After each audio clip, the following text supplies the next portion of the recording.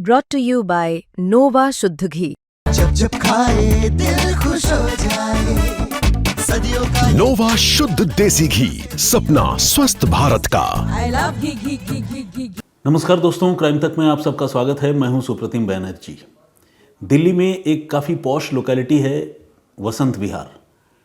दिल्ली के लोग तो खैर वसंत विहार से वाकिफ़ हैं, दिल्ली के बाहर के लोगों ने भी वसंत विहार का नाम शायद सुना हो, क्योंकि यहाँ काफ़ी अमीर लोगों की रिहाइश है, बड़ी बड़ी कोठियाँ हैं और सब कुछ बड़ा हाई प्रोफाइल है। इसी हाई प्रोफाइल इलाके से, हाई प्रोफाइल सोसाइटी से मंगलवार की शाम को एक काफ़ी विचलित करने वाली खबर सामने आती है। होता कुछ यूँ है कि एक परिवार की बहू जिसकी उम्र 40 साल के आसपास है, वो संदिग्ध परिस्थितियों में अपने घर में, अपने बेडरूम में मृत पाई जाती है, मरी हुई मिलती है। जब उस महिला के पति की नज़र उस पर पड़ती है तो फिर वो फौरन रिएक्ट करता है, एक्शन में आता है और अपनी पत्नी को लेकर अस्पताल पहुंचता है। लेकिन अस्पताल में उस महिला को ब्रॉड डेड बता दिया जाता है। अब सवाल यह है कि ये मौत कैसे हुई, मौत के पीछे की वजह क्या है, ये सारी बातें हम आपको बताएंगे। लेकिन उससे पहले आप जान लीजिए कि ये कौन सा परिवार है और जिस लड़की की या जिस महिला की मौत हुई है वो किस परिवार की बहू है। तो जानकारी ये है कि ये महिला पान मसाला बनाने वाली एक बड़ी कंपनी कमला पसंद, उस परिवार की बहू है। कमला पसंद और राजश्री नाम का ब्रांड और उस पान मसाला के बारे में आप लोगों ने ज़रूर सुना होगा। दीप्ति चौरसिया उनका नाम है, जिनकी रहस्यमयी परिस्थितियों में मौत हुई। और दीप्ति की शादी कुछ समय पहले कमल किशोर चौरसिया के बेटे अर्पित के साथ हुई थी।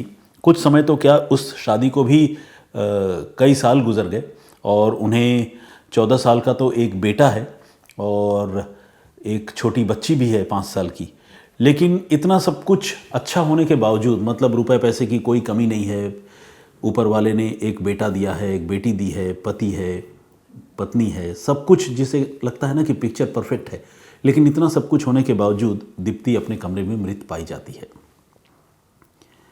ऐसा समझा जाता है कि दीप्ति ने खुद ही अपने आप को ख़त्म कर लिया, अपनी ज़िंदगी पर उसने पूर्ण विराम लगा दिया। जब इसके बारे में पुलिस को जानकारी मिली तो पुलिस मौके पर पहुंची और उसने पूरे मामले की छानबीन शुरू की। और इसी के साथ सामने आई एक डायरी। वो डायरी जो दीप्ति चौरसिया की थी और इस डायरी में दीप्ति चौरसिया ने अपने दिल की बातें लिखी हुई थी। दीप्ति चौरसिया की इस डायरी को पुलिस ने फिलहाल अपने कब्जे में ले लिया है और वो उसकी पड़ताल कर रही है। ये समझने की कोशिश कर रही है कि आखिर दीप्ति ने ये कदम क्यों उठाया। लेकिन डायरी में लिखे कुछ लाइनों पर अगर हम गौर करें तो आपको इस बात का संकेत, इस बात का इशारा मिल जाएगा कि दीप्ति ने ऐसा क्यों किया। दीप्ति ने डायरी में लिखा है कि अगर किसी रिश्ते में प्यार और भरोसा नहीं तो फिर उस रिश्ते में रहने की और जीने की वजह क्या है।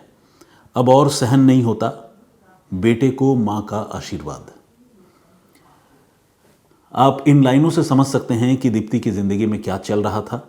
वैसे दीप्ति की अपने पति अर्पित के साथ क्या विवाद था, क्या झमेला था, इसके बारे में तो और ज़्यादा जानकारी नहीं है। लेकिन एक इन्फॉर्मेशन ये ज़रूर है कि अर्पित की एक और शादी हो चुकी है और ये जो दूसरी शादी है वो अर्पित ने दीप्ति और अपना भरा पूरा परिवार और बच्चों के होने के बावजूद एक लड़की से की है जो साउथ की फिल्मों की एक एक्ट्रेस है।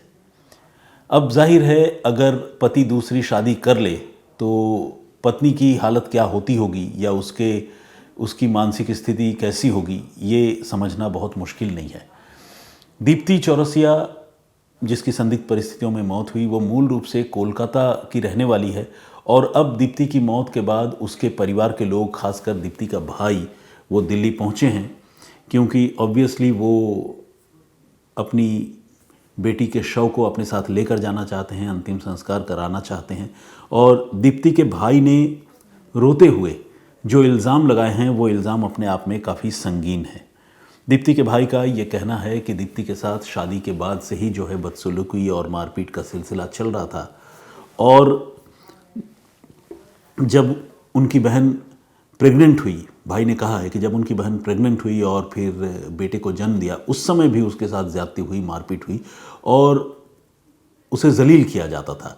ये सिलसिला लंबे समय से चल रहा था और एक बार तो हालत ये हुई कि दीप्ति कई बार फ़ोन पर अपने घर वालों को अपने साथ अपने ससुराल में हो रही ज्यादती के बारे में बता चुकी थी। और दीप्ति जो है एक बार इतना परेशान हुई कि वो कोलकाता अपने मायके चली गई थी। तब दीप्ति की जो सास है, उन पर भी दीप्ति के साथ मारपीट करने का इल्ज़ाम है। दीप्ति की सास जो है वो दीप्ति को लेने कोलकाता गई थी और कोलकाता से वापस लेकर आई थी। जाहिर है जब लेने गई थी और वापस घर लेकर आई तो उस समय ये बातचीत, ये समझौता भी हुआ होगा कि अब बहू के साथ कोई ज़्यादती नहीं होगी, मारपीट या बदसलूकी जैसी चीज़ नहीं होगी। लेकिन दीप्ति के घर वालों का दीप्ति की मौत के बाद अब ये कहना है कि वो दीप्ति को लेकर तो गए, लेकिन इसके बाद भी रिलेशन जो है दीप्ति के साथ उनका कभी अच्छा नहीं रहा और लगातार उसके साथ ज़्यादती और मारपीट ये सब कुछ होता रहता था। कहानी में ये बात बड़ी हैरान करती है। कई बार लगता है ना, जो मध्यम वर्गीय परिवार के लोग हैं या जो गरीब तबके के लोग हैं, उनकी ज़िंदगी में पैसा एक बहुत बड़ा फैक्टर होता है और घर के बहुत सारे मसले जो रोज़मर्रा की ज़रूरत की चीज़ें हैं या मान लीजिए ज़रूरत की चीज़ों से थोड़ा ऊपर उठकर अगर छोटे छोटे शौक़ हैं, इंसान उन चीज़ों को कई बार पूरा नहीं कर पाता और अपने लाइफ पार्टनर के ऊपर उसका गुस्सा निकालता है, झुंझलाता है। ऐसा जो है महिलाएं अपने पति के खिलाफ भी करती हैं और पति जो है वो अपनी पत्नियों के खिलाफ भी करते हैं। तो पैसा हिंसा की एक बड़ी वजह, घरेलू हिंसा की एक बड़ी वजह बनता है। लेकिन ये जो केस स्टडी है ये इसलिए भी अहम है और शॉकिंग है क्योंकि इनके पास तो पैसों की कोई कमी नहीं है।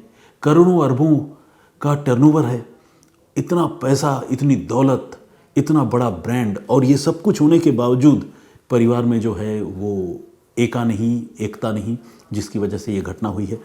तो ये अपने आप में एक अहम बात है। इस बीच अगर मैं दैनिक भास्कर के रिपोर्ट की बात करूं तो दैनिक भास्कर ने इस परिवार के जो फैमिली एडवोकेट हैं राजेंद्र सिंह, उनके हवाले से ये जानकारी दी है कि राजेंद्र सिंह ने दीप्ति की मौत को लेकर जो खबरें मीडिया में या सोशल मीडिया में आ रही हैं उन सारी खबरों को खारिज कर दिया है, बिल्कुल सिरे से इनकार कर दिया है। और उन्होंने ये कहा है कि दीप्ति ने अपने नोट में किसी का भी नाम नहीं लिखा है और किसी को भी दीप्ति ने दोषी नहीं ठहरा है। ऐसे में दीप्ति ने अपनी मौत क्यों चुनी, क्यों उन्होंने इस दुनिया को अलविदा कह दिया, इसके बारे में फ़िलहाल कहा नहीं जा सकता है। तो खैर इस मामले की पुलिस फ़िलहाल जांच कर रही है, दिल्ली की पुलिस जांच कर रही है। अब जब बात दीप्ति की हो रही है तो दीप्ति के साथ साथ बात कमला पसंद की भी हो रही है और राजश्री जैसे ब्रांड की भी हो रही है। तो ये कमला पसंद जो इतना बड़ा आज की तारीख में एक पान मसाले का ब्रांड है, वो उसकी शुरुआत कैसे हुई और आज की तारीख में उसका कारोबार कितना बड़ा है, ये जानना भी काफ़ी अहम है। कमला पसंद नाम की जो कंपनी है उसका रजिस्ट्रेशन कई साल पहले 1973 में हुआ था, लेकिन इसका कामकाज और कारोबार जो है वो 80 के दशक में शुरू हुआ और धीरे धीरे ये अपना बिजनेस बढ़ाता रहा। ऐसा बताते हैं कि कानपुर में एक फील खाना नाम की जगह है, वहाँ पर एक छोटी सी गुमटी में चौरसिया परिवार ने इस कारोबार की शुरुआत की थी। धीरे धीरे उनका कारोबार बढ़ता रहा, फिर बाद में वो टोबैको में आए, गुटखा में आए और सेंटेड इलायची वगैरह बेचने लगे। और इसके अलावा जो बहुत सारी FMCG प्रोडक्ट्स होते हैं, रोज़मर्रा और घरेलू इस्तेमाल की चीज़ें, उनमें भी कमला पसंद ग्रुप ने अपना कारोबार शुरू किया।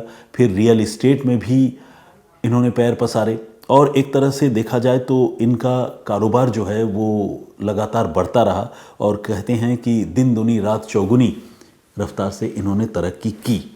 एक अनुमान के मुताबिक दैनिक भास्कर ये लिखता है कि हमारे देश में तकरीबन 46,882 करोड़ रुपए का पान मसाले का कारोबार होता है, बिजनेस है। और कमला पसंद का इस इतने बड़े कारोबार में 3,000 करोड़ रुपए से भी ज़्यादा का हिस्सा है। तो आप समझ सकते हैं कि कमला पसंद कितनी बड़ी प्लेयर है और कितना बड़ा ब्रांड है। तो इतने बड़े ब्रांड, इतना धनाढ्य, इतने संपन्न परिवार में इस तरह की घटना अपने आप में बहुत दुखद है और विचलित करने वाली है। देखिए, घटना जो है वो तो गरीब के घर में हो तो भी दुखद है, लेकिन जब इतने अमीर परिवार में, जहाँ पर लगता है कि आर्थिक रूप से किसी तरह की कोई दिक्कत नहीं है, कोई परेशानी नहीं है, अगर वहाँ पर आपस में ऐसी घटना हो जाए कि कोई अपनी ज़िंदगी ख़त्म कर ले, घर की बहू खुद को ख़त्म कर ले, तो ये बात बड़ी हो जाती है। क्योंकि ऐसे लोग जिनके पास इतना पैसा है, उनका एक सेलिब्रिटी स्टेटस भी होता है, तो जब उनके साथ कुछ होता है तो आम लोग भी उनकी ओर देखते हैं। और ये खबरें जो है जब तक चार दीवारी के अंदर रहती हैं तब तक तो ठीक है, लेकिन जब चार दीवारी से बाहर निकलती है तो बड़ी खबर बनती है। इस मामले में, इस अनफॉर्चुनेट मामले में आगे क्या अपडेट होता है, दीप्ति ने जो खुद को ख़त्म कर लिया, उस मामले में पुलिस क्या और कैसा केस दर्ज करती है, ये देखने वाली बात होगी। क्या इस मामले में, जैसा कि दीप्ति की डायरी में लिखी गई बातों और लाइनों से पता चलता है, क्या इस मामले में दीप्ति के पति या उसके ससुराल वालों के खिलाफ पुलिस कार्रवाई करेगी, कोई मुकदमा उन पर दर्ज होगा, ये भी देखने वाली बात होगी। और मैं या फिर हमारी टीम के जो दूसरे लोग हैं क्राइम तक के, हम कोशिश करेंगे कि आपको इस खबर के और अपडेट्स के बारे में जैसे जैसे वो आती जाए हम आपको बताएंगे। आज के लिए इतना ही। आज थोड़ी वक्त की कमी है और मेरी कलीग मनीषा आज जो है वो आउटडोर शूट पर है, तो कुछ मतलब टीवी से रिलेटेड जिम्मेदारियां हैं, जिसकी वजह से मैं इस पेशकश को थोड़ा कट शॉर्ट करना चाहूँगा। आज इतना ही, फिर हाजिर होऊंगा किसी और कहानी, किसी और वाक़े के साथ। तब तक अपना बहुत ख्याल रखिएगा, सुरक्षित रहिएगा। और इस घटनाक्रम पर जो मैंने आज आपको बताई, इस पर आपकी राय, आपका कमेंट क्या है, प्लीज़ हमें ज़रूर बताइएगा। फिलहाल मुझे इजाज़त दीजिए, अपना बहुत ख्याल रखिए, सुरक्षित रहिए। जय हिंद, जय भारत।